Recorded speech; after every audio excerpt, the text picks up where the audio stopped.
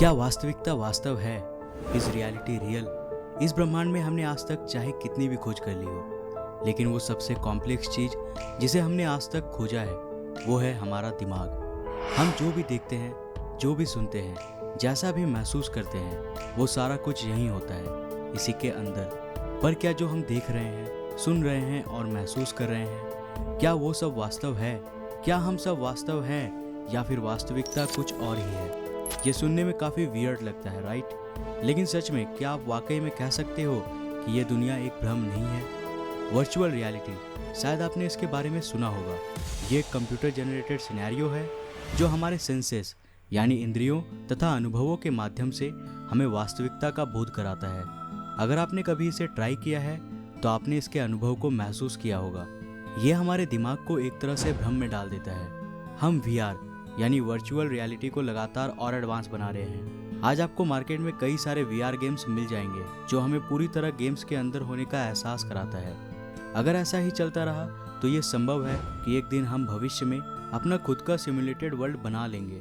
पर जब ये संभव है कि हम सिमुलेटेड वर्ल्ड बना सकते हैं, तो आखिर हम ये कैसे कह सकते हैं कि ऐसा पहले से ना हुआ हो? क्या ऐसा हो सकता है कि हम सब क्रिएटर्स नहीं बल्कि किसी और के द्वारा बनाए गए क्रिएशंस हैं?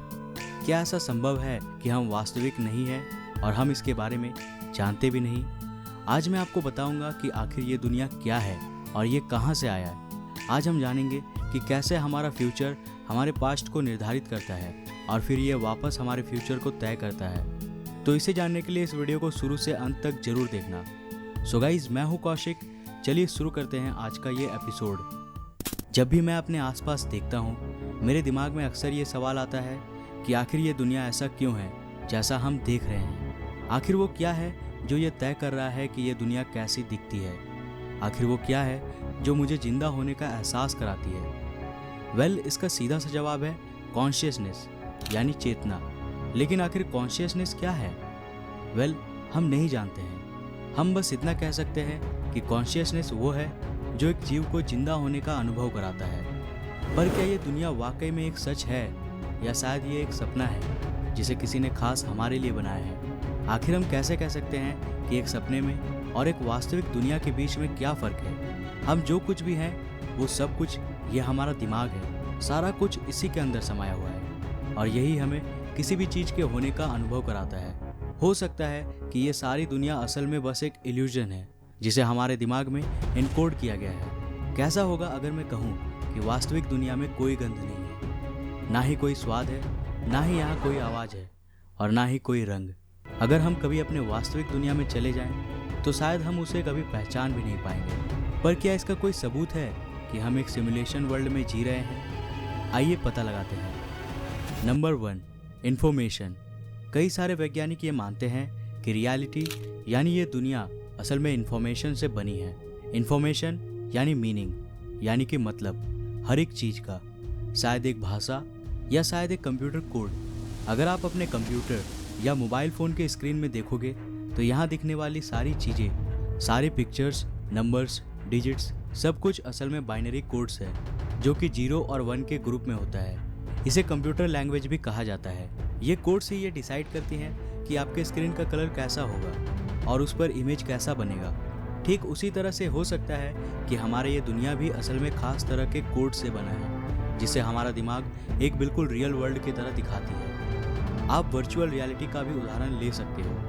क्वांटम फिजिक्स और क्लासिकल फिजिक्स दोनों ही इस ओर संकेत करता है कि रियलिटी असल में इंफॉर्मेशन से बनी है। थियोरेटिकल फिजिसिस्ट जेम्स गेट ने बताया है कि उन्हें सुपर सिमेट्री थ्योरी के इक्वेशन में गहराई से खोज करने पर कंप्यूटर कोड्स मिले हैं। जी हाँ। So you're saying as you dig deeper, you find computer code writ in the fabric of the cosmos.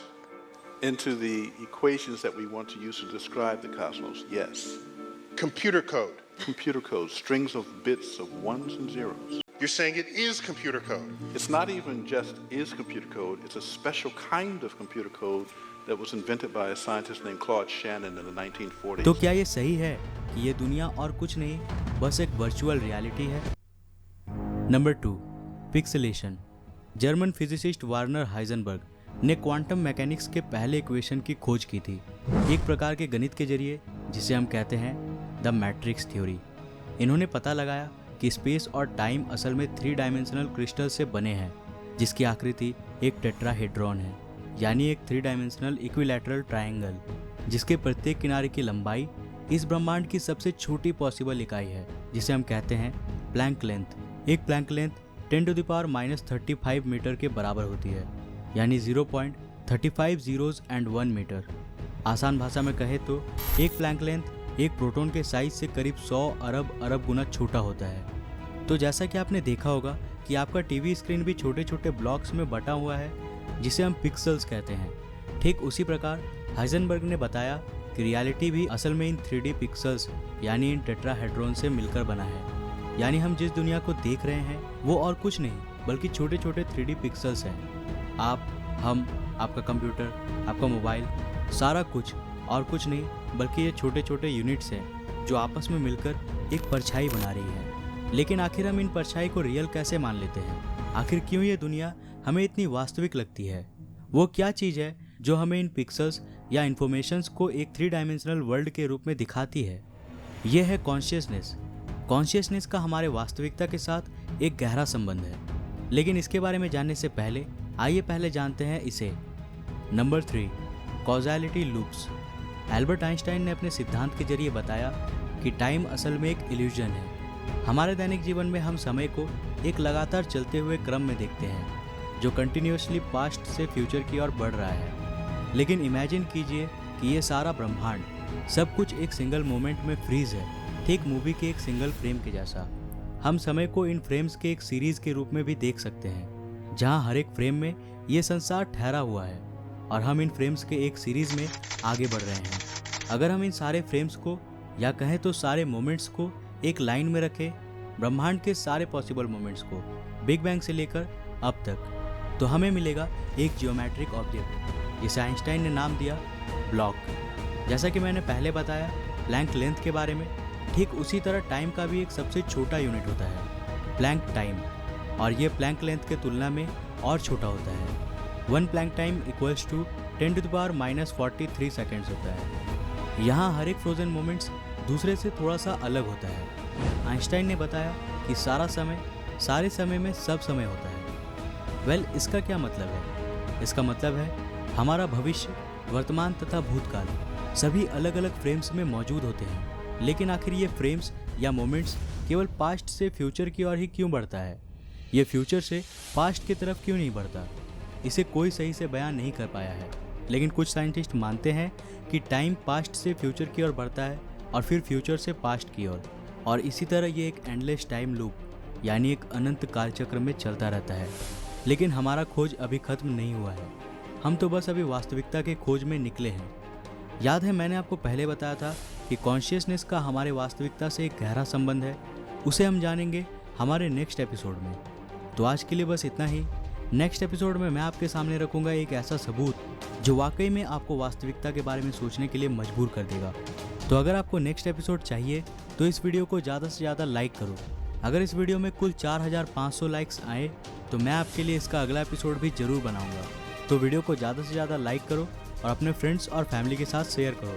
साथ ही अब आप हमसे फेसबुक और इंस्टाग्राम में भी जुड़ सकते हैं। लिंक्स आपको डिस्क्रिप्शन में मिल जाएंगे। अगर आप नए हो इस चैनल पे तो ऐसे ही और इंटरेस्टिंग वीडियोस के लिए चैनल को सब्सक्राइब करने के साथ साथ नोटिफिकेशन बेल को भी ऑन कर लो। मैं मिलता हूँ एक और नए एपिसोड के साथ। तब तक के लिए जय हिंद, बाय।